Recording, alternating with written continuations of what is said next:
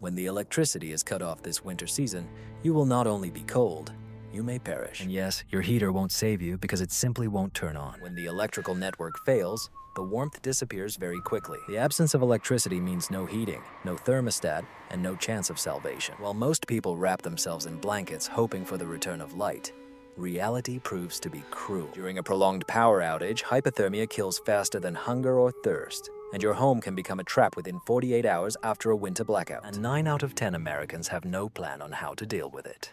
But here is the good news. To stay warm, you don't need electricity.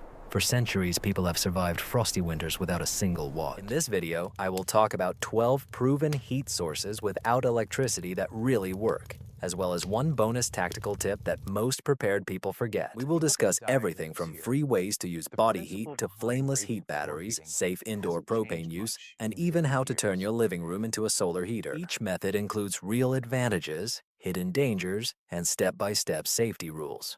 Because in a crisis situation, one mistake can be fatal. If you have a family, a plan for disaster, or just want to survive the next severe frosty weather, don't miss this. Your life may depend on it. First, you are a source of warmth. Let's start with the most ignored truth in survival.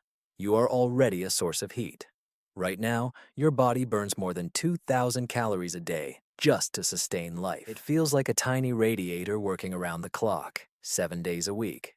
The problem isn't that you're cold. The problem is that you're losing heat, like a sieve, and the main culprit is your clothing, specifically cotton. This soft hoodie that you love to curl up in. In survival circles, it is not called cozy. It is called killer fabric. And there is a frightening reason why cotton absorbs sweat like a sponge and retains that moisture right on your skin. When your skin remains wet, you lose heat up to 25 times faster than if it were dry.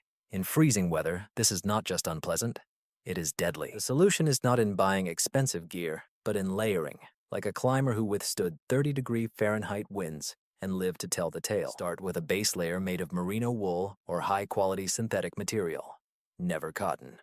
The sole purpose of this layer is to wick moisture away from the skin and keep you dry. Next comes the middle layer, fleece, wool, or down.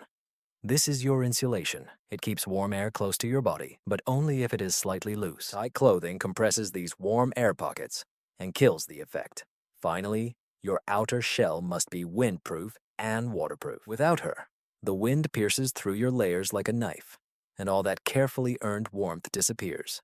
And don't forget about your limbs. You lose almost 30% of your heat through your head, hands, and feet. A simple rough hat, warm gloves, and thick socks are not optional. They are necessary. Sleep in this hat. Although it may seem amusing, it feels as if you have deceived death itself, especially in a power outage when it might actually be true. The second is the blankets made of mylar. You have probably seen them in emergency kits. These shiny, crumpled sheets look like something out of science fiction, but don't let their flimsy appearance fool you. Mylar blankets are one of the most effective means to retain heat during a power outage. Developed by NASA in the 60s to protect spacecraft from extreme temperatures, these ultra-thin blankets reflect up to 90% of your radiant heat back to you. They do not generate heat, but significantly reduce its loss. This is important when every degree matters. The main thing is to use them correctly. Always keep the shiny side facing the body. This is how your warmth returns. And don't wrap the blanket too tightly like a burrito. Leave a small air layer between yourself and the blanket. Trapped air will provide additional insulation. Mylar also protects against wind and water, so it can serve as a barrier against cold drafts or rain if you find yourself outdoors. But be careful, it tears easily and does not allow air through. If you sweat under it, moisture cannot escape, so ventilate periodically to stay dry. Nevertheless, at a price of less than $2 each, they are indispensable. Keep them in the car, in an emergency backpack, in the pocket of a jacket, or even in the glove compartment. In a winter power outage, wrapping oneself in a mylar blanket can be the deciding factor between shivering all night and having enough warmth to survive until morning. And here is a lesser-known tip. Stick a blanket to the inside of the window to reflect heat back into the room. It sounds strange, but in an emergency, it will work. Have you ever used a mylar blanket during a power outage or while hiking? Comment if it helped or was just noisy foil. We've all been through this. The third is heat batteries, heated stones. Long before the advent of thermostats and central heating, people warmed themselves with one of the simplest and smartest tricks in human history: heated stones. This is not a myth, but physics. Stones slowly absorb heat and just as slowly release it, acting like natural thermal batteries. Imagine placing a warm stone by the foot of your bed on a frosty night. No fire or smoke, just stable, quiet warmth for several hours. But, and this is important, not just any stone will do. For example, river stones look perfect, but they can actually be dangerous. They often hide moisture inside. When heated, this water turns to steam. The pressure builds, and boom, the stone explodes with enough force to shatter into fragments. There have been cases of serious injuries due to this mistake. Therefore, always choose dry, dense field stones without visible cracks. Heat them safely in an outdoor fire or stove until they are too hot to touch but not glowing red. Use heavy gloves or metal tongs to transfer them into a sturdy metal bucket or cast iron pot. Never place a hot stone directly on wood, carpet, or tile. This can cause burning, cracks, or even ignition. Once you're inside, place the container in a small room or near a sleeping area. The emitted heat gently warms the space without burning oxygen or producing carbon monoxide. Change the stones periodically as needed, and you will have a renewable off-grid heating system that requires only effort. It is silent, flame-free, and reliable. In a world where fuel runs out and batteries die, sometimes the oldest solutions prove to be the most viable. Have you ever tried this method or seen it in historical reenactments or survival shows? Share your thoughts in the comments. Candle heaters take fourth place. You have probably seen them on social platforms. A miracle candle heater made from a terracotta pot, several candles, and bolts. It looks cozy, cheap, and clever. But here is the truth that many videos do not convey. This is not a heater, it is a heat redistributor. One tea candle emits about 30 watts of heat, roughly the same as a small LED bulb. 4 candles together won't warm your entire room. A terracotta pot absorbs this small amount of heat and radiates it outward as gentle warmth in a very limited area, possibly within a meter radius, if lucky. Yes, he can soften the cold night if you press against him, but no, he will not stop hypothermia in the draft. And the risks are real. An open flame indoors poses a fire hazard, especially with children or pets nearby who might approach it. Moreover, any flame consumes oxygen and produces carbon monoxide, a colorless and odorless killer in enclosed spaces. Never use a candle heater while sleeping, and always crack the window for fresh air. Moreover, terracotta becomes very hot, enough to ignite curtains, paper, or bedding if placed too close. This trick is not useless, but it is greatly overrated. Consider it as emergency lighting with a slight warming effect, rather than a survival solution. Nevertheless, in a critical situation, even a few extra degrees can boost morale and help endure longer. Just don't stake your life on it. If you have tried a terracotta candle heater during a power outage, tell us if it really helped, or if it was more smoke than heat. Share your experiences in the comments. We move on to the 5th point, propane heaters. When winter comes with blackouts and the temperature drops rapidly, propane heaters become true masters of off-grid heating. Models like Mr. Heater Buddy can output between 4,000 to 9,000 British thermal units. This is enough to heat a room of 100 to 300 square feet for several hours from a 1-pound propane tank. This is real heating, not a fleeting flame or hope. True comfort when it's freezing outside. However, this should not be underestimated. Propane heaters are not devices that can simply be plugged in and used. With improper use, they can cause your death in your sleep. Why? Because burning propane indoors consumes oxygen and produces carbon monoxide, a colorless and odorless gas that shuts down your brain before you feel dizzy. That's why only propane heaters designed for indoor use are safe, and only if they have 2 mandatory safety features. The oxygen reduction sensor, or ODS, automatically extinguishes the flame if the oxygen level becomes too low. There is also a flip switch that turns off the gas if the device falls. Never use an outdoor gas heater indoors. It's like inviting a quiet killer into your home. Even if you have a safe model, always leave a window slightly open for air circulation and install a battery-operated carbon monoxide detector in the same room. If you don't have a detector, don't turn on the heater. Period. Also store spare fuel outside. Gas cylinders can leak. Gas vapors are heavier than air and settle on the floor, creating an explosion risk. These heaters are powerful, portable, and time-tested, but they must be treated with respect. Treat them as a vital tool, not as a convenience. If you have such a heater, have you tested it during drills, or are you waiting for the first real power outage to find out if it works? Share in the comments. Your answer may encourage someone else to prepare before it's too late. The 6th point is kerosene heaters. For decades, they were a reliable heating source in the absence of electricity, used in summer cottages, garages, and rural houses long before preparation became trendy. They are noisy, fragrant, and clearly old-fashioned. But when the lights go out and the snow accumulates, they provide serious warmth, outputting from 9,000 to 23,000 BTUs, enough to heat an entire room for several hours on one tank. The problem is that they are as safe as the person using them. Unfortunately, many treat them as ordinary heaters plugged into a socket, which is a big mistake. Firstly, it is necessary to use first-grade kerosene, clean and transparent. Cloudy or colored fuel is contaminated and burns inefficiently, releasing soot and toxic fumes. And never pour gasoline into this heater. Gasoline vapors ignite explosively, even from static electricity. Most accidents occur during refueling, so always turn off the heater. Let it cool completely and take it outside for refueling. A single drop of fuel can soak into a carpet or wood and later ignite from a gas burner or spark. Like gas heaters, kerosene heaters consume oxygen and emit carbon monoxide and nitrogen dioxide.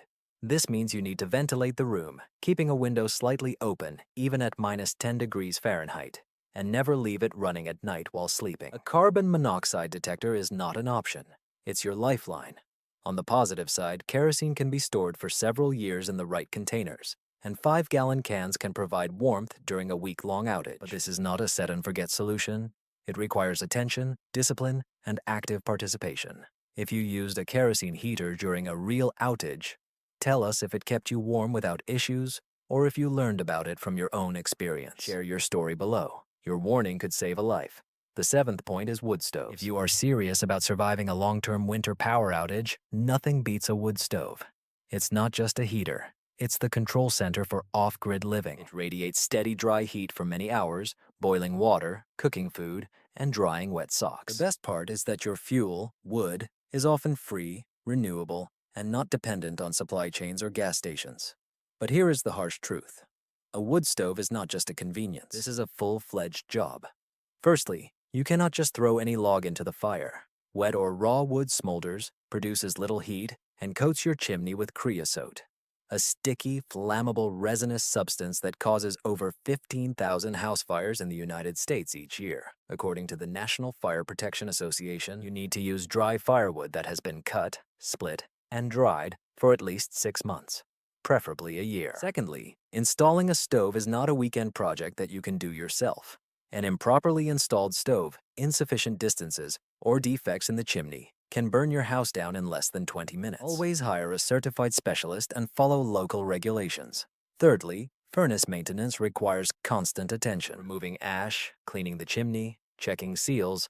Neglecting this will decrease efficiency and increase danger. Nevertheless, despite all efforts, nothing compares to the tranquility that the dance of the flame brings when the wind howls outside and the electricity is turned off. Communities in Alaska, rural areas of Maine, and conflict zones in Ukraine rely daily on wood stoves not as a backup option but as a primary means of survival. If you have a stove, you are already one step ahead. If not, but you live in a cold climate, it may become the most sensible long-term investment in survival you will ever make. Did you use firewood for heating during the power outage? Did you keep your family safe? Or did you face unexpected difficulties? Share your experience in the comments. We are listening to you. Now let's move on to number 8. Alcohol stoves. Small, quiet, and surprisingly effective. Alcohol stoves are the secret weapon of minimalists for emergency heating. Originally popular among tourists and light travelers, these tiny burners have quietly gained popularity among urban preppers and emergency kit builders. Why? Because they are cheap, lightweight, and run on fuel that is stable, safe for indoor storage, and easily accessible. Denatured alcohol, or 91% isopropyl alcohol. Unlike propane or kerosene, alcohol does not spoil over time, does not explode upon impact, and burns with a clean, almost odorless flame. The most common homemade version is 2 empty soda cans cut and joined to form a pressed burner. Add some cotton balls soaked in alcohol, and you will have a heat source that can boil water in less than 10 minutes or warm a small space. But let's clarify, this is not a room heater. It's a personal survival tool, perfect for warming a tent, heating a cup of soup, or warming hands when a car breaks down. And although the flame is small, it is still a flame. It consumes oxygen and emits carbon monoxide, so never use it in an enclosed space. The flame can also be almost invisible at the bottom, so always assume it is burning if you have just poured fuel. A clever safety device. A cotton ball in a jar holds most of the fuel if it tips over, reducing the fire risk. For less than $5 and without the need for electricity, it's a versatile backup option that fits in your pocket. In a world where every degree matters, sometimes the smallest spark can change everything. Have you ever assembled or used an alcohol stove during training or in a real emergency? Did it surprise you or leave you wanting more warmth? Share your story in the comments. Number 9 is passive solar heating. You don't need fuel, batteries, or complex equipment to receive free heat. You only need sunlight. Passive solar heating is one of the oldest, quietest, and most underrated survival strategies. Nevertheless, it is already working in your home if you know how to use it. On a sunny winter day, the south-facing windows act as natural solar collectors, filling your rooms with warmth. But there is one nuance. Your windows can either be a source of heat or leaks of heat. They are never neutral. During the day, open all curtains and blinds on the southern side of your house. Let this golden light penetrate inside and warm the floors, walls, and furniture. At the same time, keep the windows facing north, east, and west tightly closed. They are cold portals that take warmth from your home. The real magic happens with thermal masses, dense materials like concrete, brick, tile, or even large containers of water that absorb heat during the day and slowly release it at night. Place several containers with dark water in direct sunlight.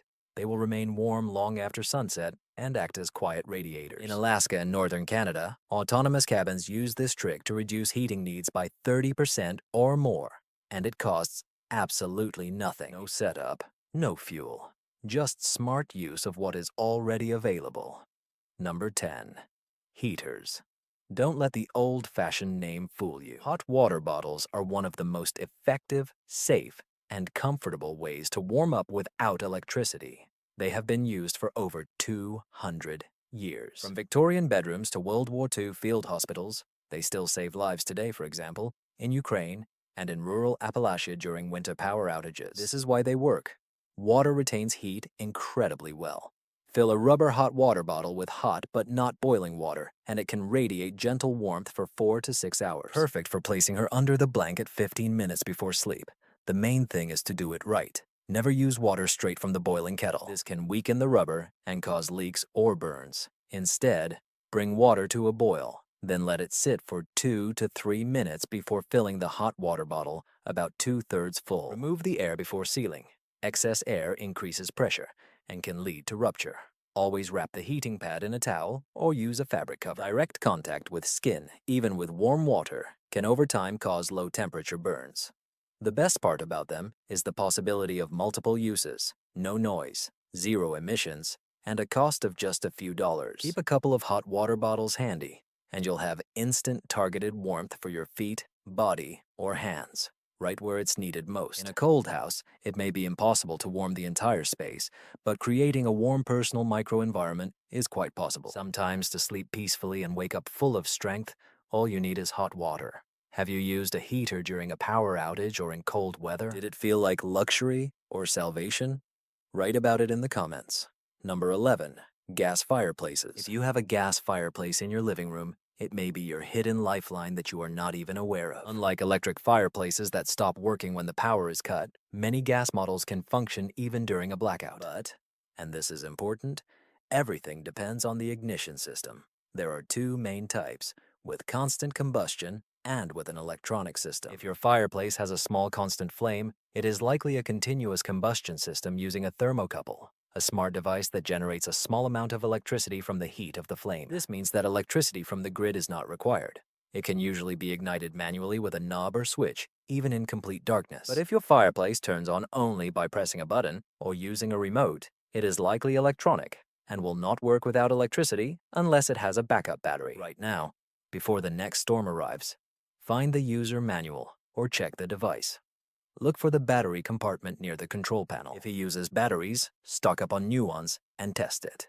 Even if the fan does not work during the outage, the flame will still produce radiant and convective heat sufficient to noticeably warm one room. In the absence of electricity, this one warm room can become the center of your family's survival. But don't wait for the first outage to find out that your fireplace is just an expensive decorative element. Check it now. Learn your system, because when the cold begins to strengthen and the light goes out, this flickering flame may be the only thing separating you from crisis. Have you ever used your gas fireplace during a real blackout?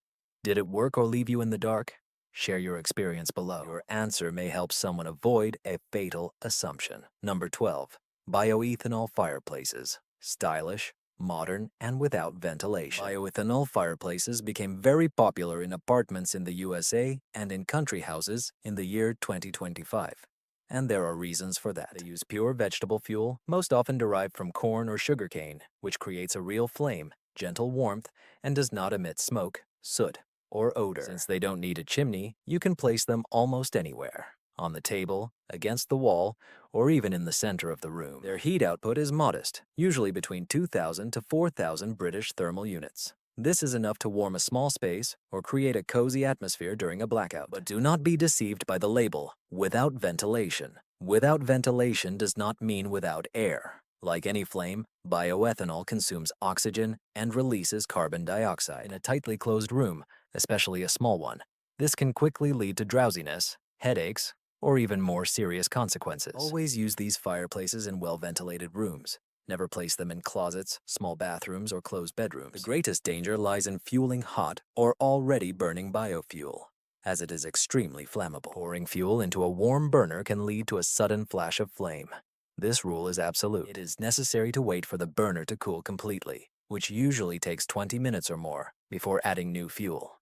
Never use gasoline, rubbing alcohol, or homemade mixtures. They burn unpredictably and can explode. Follow the manufacturer's recommendations and use only approved biofuel. On the positive side, this fuel is safe to store indoors, has a long shelf life, and leaves no residue. For urban hoarders or renters who cannot install wood stoves or propane systems, this is one of the few legal portable flame-based heat sources that does not violate building codes. This is not the main source of heat, but as a supplementary, quiet heater that lifts the mood, it's hard to find something better. Have you used a biofuel fireplace during a power outage or storm? Did you feel safe and effective, or was it too limited? Share your opinion in the comments below. Next, the 13th item is emergency heating pads. Small, lightweight, and instantly effective. Emergency heat packs are like pocket miracles when the cold seeps deep inside. These small packets, often no bigger than a credit card, can heat up to 54 degrees Celsius in seconds and retain warmth for 6 to 10 hours, depending on the type. Most disposable warmers are based on a simple chemical process. When you click or shake them, the iron powder inside oxidizes, effectively rusting at an accelerated rate. This process generates heat. No flames, no batteries, no noise, just pure portable warmth. They can be placed in gloves, boots, jacket pockets, or even a sleeping bag. Reusable versions use a saturated saline solution that crystallizes upon activation and can be recharged by boiling in water, making them a smart and economical choice for training and frequent use. Do not underestimate their power. In freezing car conditions, winter hikes, or prolonged power outages, maintaining your body or limb temperature just a few degrees higher can delay hypothermia and lift your spirits. Some hoarders even stick them to pulse points, wrists, neck, armpits for faster heat transfer. However, be careful. Some heating pads get hot enough to cause burns if placed directly on bare skin. Always use a layer of fabric as protection, and store them in a dry place. Moisture can cause premature activation. Priced at less than $1 each, they are one of the most valuable items in any emergency kit. Assemble a diverse supply. Single use for real emergencies, reusable for training, and everyday preparation. Because when your fingers go numb and the wind doesn't die down, sometimes salvation comes in a foil package. Have you used heat packs during a real cold emergency? Did they save your fingers or just lift your spirits? Share your story in the comments. We read everyone. Let's be honest. When the power grid fails in the deep winter, warmth is not a luxury. It is oxygen. Without it, even strong and healthy people can quickly find themselves in a state of hypothermia, unaware of it. The 12 methods we discussed, from the warmth of one's own body to the flames of biofuel, are not just advice. These methods have been tested in real conditions of power outages, from Texas to Ukraine, from remote alleys to apartment complexes. The difference between survival and death often lies in one thing: preparation before the panic begins. You don't need a bunker or a six-figure budget. You need knowledge, a few smart tools, and the determination to act before the storm begins. When the cold seeps into homes and the light goes out, no one will come to save you. You are your own rescue team. Now, I am curious to know your opinion. Which of these methods would you add to your plan for this week? Have you already experienced a winter power outage? Have you noticed the fuel shortage, the rise in propane prices, or the long outages in your area? Share your experience in the comments. Your experience could be a call to action for someone else. If this video gave you useful tips, like it. It will show that this content saves lives. And if you are serious about being ready for any challenges that the year 2025 will bring, subscribe and hit the bell. Every week I share proven survival strategies without unnecessary details. Just facts that will help you stay alive, stay warm, stay alert, and be prepared, for winter does not wait.